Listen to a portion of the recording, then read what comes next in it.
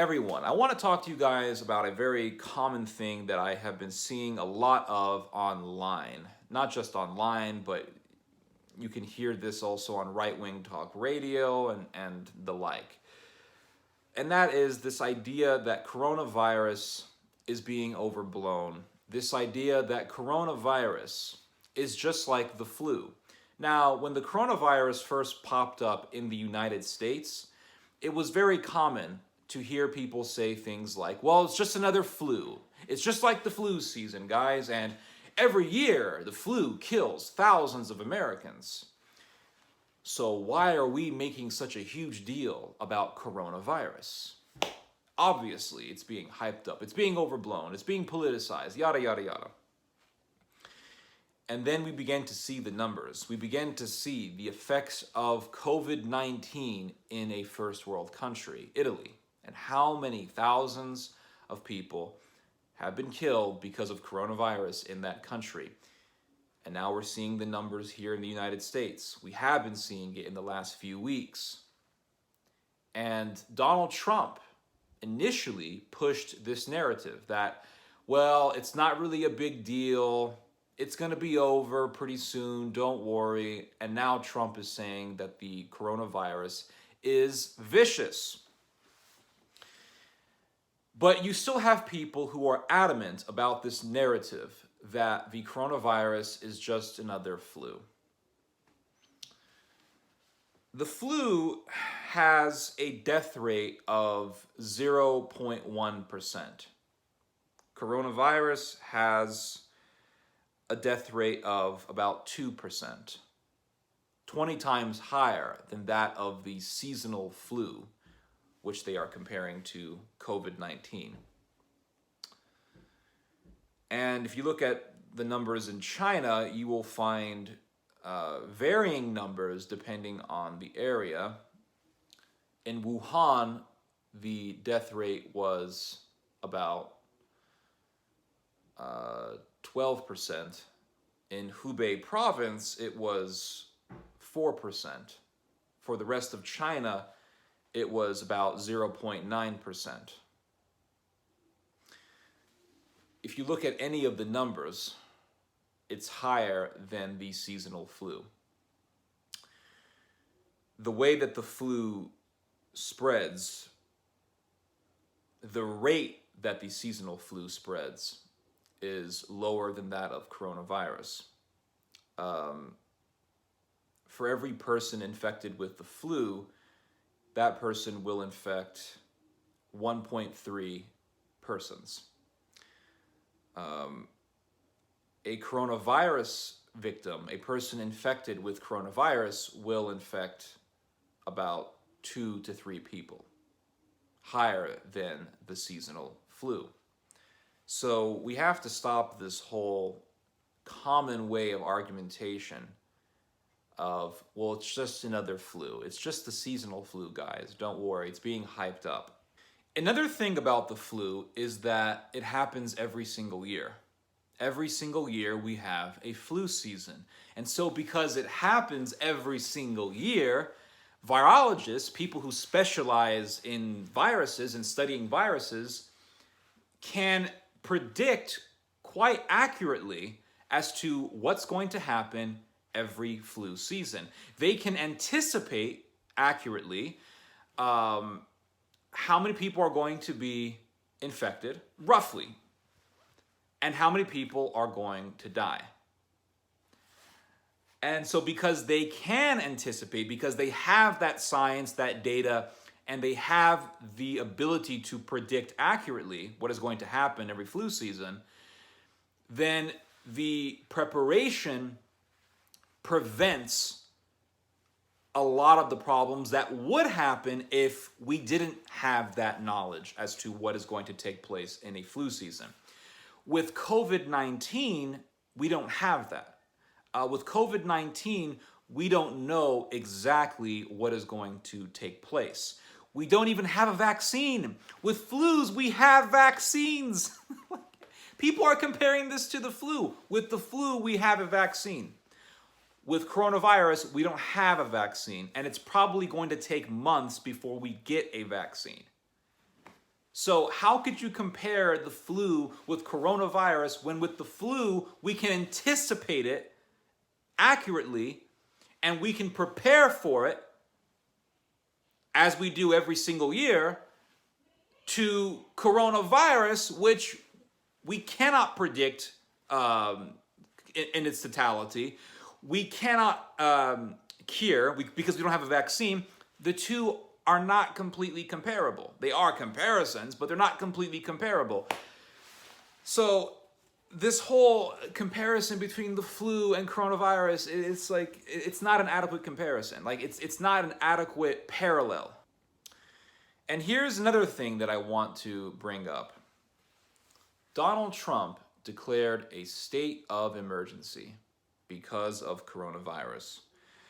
But yet, after Trump declared the state of emergency, right-wing radio hosts were still adamant about describing coronavirus as being overhyped and overblown and politicized. From people like Mark Levine to Mike Gallagher to Rush Limbaugh, all of these hosts, the entire right-wing radio apparatus has belittled the seriousness of coronavirus. Oh, it's being overblown. And just recently, Glenn Beck said, "Send all the middle-aged Americans to work. Doesn't matter if they die. What matters is the country." I'm not talking about the economy, guys. It's the country. Well, you're talking about the economy because the strength of the country is dependent on a strong economy. So go out and die, boomers. Be killed. And this is what I've been trying to tell you people for years about the right wing. Ever since I've opened up my eyes to the evils, to the dangers of the right wing. You guys think that the right wing are all just pro-life and they care about the sanctity of human life. Well, I'm sure there are a lot of people who, I know that there are a lot of people who believe in the sanctity of human life, people who are against abortion and things like that. But if you look at the right-wing echelons of power, the actual system itself, these people don't give a damn about you. These people ultimately will bring about fascism if they have their way. Because in fascism, it's all about the economy. It's all about the industry. It's all about the corporations. They dominate. They rule everything. They rule everything. That is the paradigm of fascism, the corporation over humanity. And that is why, and I mentioned this in my last video, that is why the Third Reich and Imperial Japan had work camps ran by corporations. In the case of the Third Reich, it was IG Farben, it was the Deutsche Bank, it was a whole bunch of other big German corporations. Hoffmann-La Roche was involved in things like this. Big pharmaceutical companies, all under the umbrella of IG Farben, they were involved in all this stuff. There were work camps, people were experimented on by scientists for, the cause of science, and millions of people were murdered. In fascist Imperial Japan, Mitsubishi was running work camps.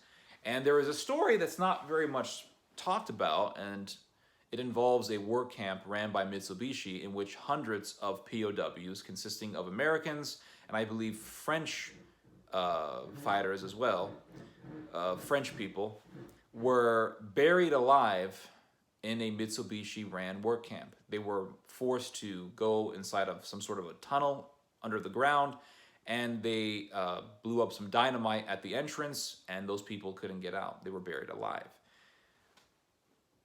And this was done under the superintendence of corporations. So these people in the right-wing radio apparatus, the right-wing talkers industry, they want everyone to go to work for the glories of the GDP. And it's all about, the economy and keeping the economy up. It's more important than human life. And this is the epitome of industrialism. It's the epitome of industrialist fascist ideology. Now, there is a common response to what I've been saying, and I've heard this from a number of people who watch my videos, a number of you guys, because I know that you guys are watching, and that is that the cure is worse than the disease in this case, because if people are made to stay home because they want to prevent people from being infected, then the health effects will ultimately be worse, because people with heart disease, people with diabetes, people with other health conditions will be staying home and won't have access to hospitals. I see your point, but here's the thing. If we do it your way and allow life to go on as normal and allow people to roam around society regardless of how many people could be killed, you could have millions of people dead in the United States alone. That's not including all the millions of other people who will die around the world. And what will happen? The hospitals will be flooded because no one's quarantining themselves. So you'll have way more people getting infected, which means that you'll have way more people in hospital beds, which means you'll have way more people trying to get access into the hospital because they have coronavirus or some other condition, and they won't have access to hospital care, and the entire medical infrastructure of the US will crash. And then you'll have way more dead people. In the case of Italy, the hospitals are overcrowded, and people with conditions, not coronavirus, but people with conditions, health conditions, have not been able to have access to hospitals because of coronavirus. So it's a very difficult situation, because if we follow the quarantine strategy, then yeah, you're going to have a herd economy. Yes, that's a fact. You're going to have massive amounts of unemployment. But then if we do what these right-wing lunatics want to do and just allow people to go roam around the streets, you're going to have way more infected people. You're going to have a crashed medical infrastructure. You're going to have way more overcrowding in hospitals. People with other health conditions won't be able to have access to hospitals. And therefore, you'll have a much more dire situation. So which one do you want? It's a choice between bad or worse. Simple as that. But the right-wing fanatics, they want you to go back to work, which means going back to retail, going back to restaurants, going back to theaters, going back to crowded conditions where it is very easy to get infected. And they'll say, well, if we don't send people back to these conditions, then the economic consequences will be so much worse. How? How is keeping people at home, preventing them from getting infected, worse than sending millions of people into crowded work conditions in the middle of a viral pandemic? How is that better? How is that better? And here's the thing, they'll say, well, we have to send people back to work to continue our American way of life. Your American way of life? You mean your American lifestyle? Because what is more important, human life or your American lifestyle? What's more important? Every American can make sacrifices in this situation. Within each person's limitations, we can all make sacrifices. How many Americans can live off a can of chili every single day? Answer: every single American. We can all make sacrifices. We can all live more frugal lives. We can all garden. Yes, even people who live in apartments can garden. They have balconies with sun. They can put containers on the balconies. They can garden. We can all garden. We can all stock up on food. We can all live more frugal lives. And in that way, make sacrifices to prevent millions of people from being killed by this virus. To me, that is more of a solution than sending people back to work to keep the GDP high so that people like Glenn Beck can live their American lifestyle. Donald Trump said that we are in a state of emergency. Okay, I agree with him. We are. He declared a state of emergency about coronavirus. Right-wing radio hosts are adamant continuously about how this is overhyped, blah, blah, blah, even after the president declared a state of emergency. What is very interesting, and I will end on this point, is that when Trump declared a state of emergency on the border with Mexico, all of these right-wing radio hosts agreed with the president. I remember Sebastian Gorka, I remember hearing him live on the radio, Sebastian Gorka saying that this is an emergency. It is an emergency. We have an emergency on the border. But what happens when the president says we have a state of emergency because of coronavirus? These right-wing radio hosts say it's overblown, it's overhyped, this is insanity, it's being politicized. Why is it that when the president declares a state of emergency over immigration, you guys all agree with it? But when the president states makes a declaration of a state of emergency because of coronavirus, you guys say it's overblown? I wonder why that is. I'll tell you why. It's because you guys don't have migrants to bash. You guys don't have immigrants to bash.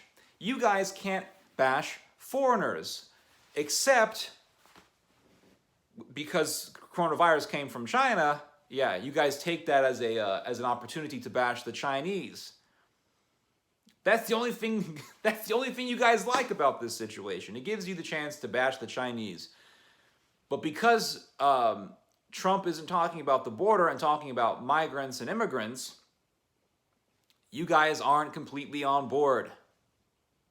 It goes right into the accusation that the right wing has a racist problem. A problem that for so many years you guys have denied. But you're proving the whole point.